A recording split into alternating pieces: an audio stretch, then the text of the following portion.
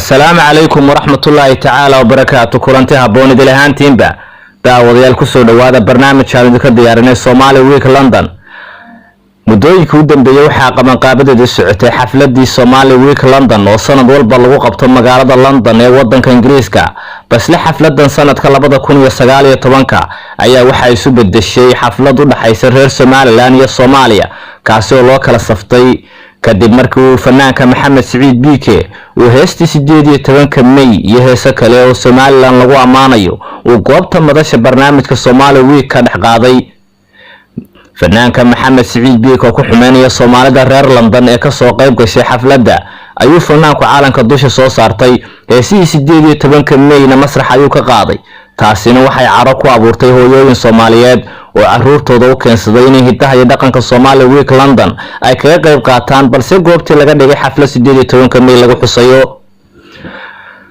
barnaamijka Somali Week London baa mise waa 18 May ee Somaliland war caruurteena meesha nooga soo celiya lacagtana noo soo celiya ereyadaas iyo ereyo kale waxay ahayn ereyadii ay ku hadaaqayeen ama ay afkooda ka soo burqanayeen guud ahaan bajaaliyada Soomaaliyeed iyo hooyooyinkii Soomaaliyeed ka soo qayb galay iyo dadweyne kale ee xafladda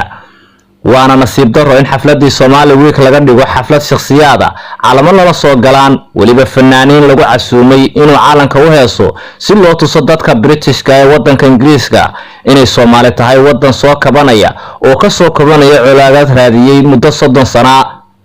sida la wada socotaan Somali Week London waxa ka mamnuuca in lagu qaado guud ahaan heesaha maamul goboleedyada iyo xisbiyada iyo waliba ururka jira geyga Soomaalida maadaama ay tahay xaflad Soomaaliyeed aan ahayn xaflad maamul gaari ama dawlad gaari ama urur gaari ay leeyihiin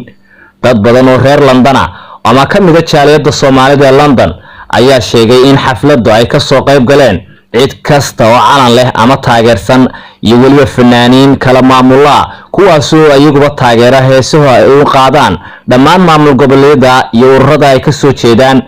waxaana laga xusi karaa fanaaniintaasi fanaanka Cabdicasiis Iskalaaji oo ah fanaan reer Puntland balse aan xafladda Soomaalida aan ku soo bandhigin wax heesa oo ku amaanayo maamul goboleedka Puntland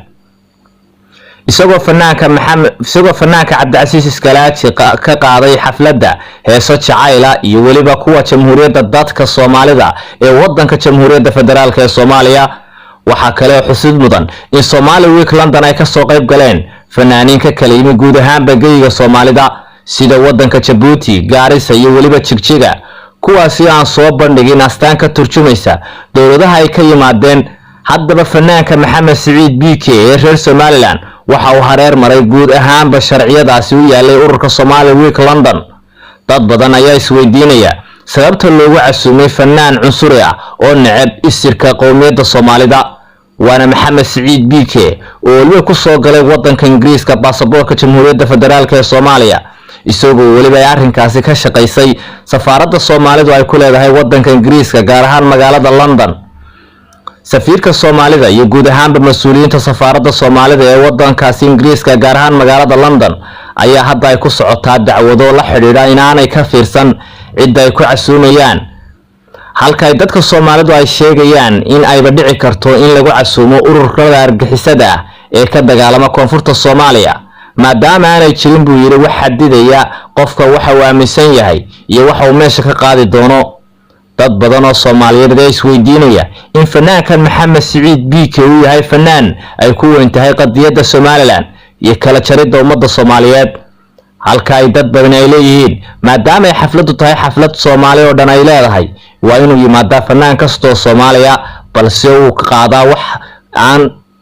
uu qaadaa baa la yiri waxaan dhibayn dhamaanba ka soo qayb galayaasha xafladda Maxamed Cali Daaha salaamullaahi calaykum wa rahmatullaahi ta'ala wa barakaatuh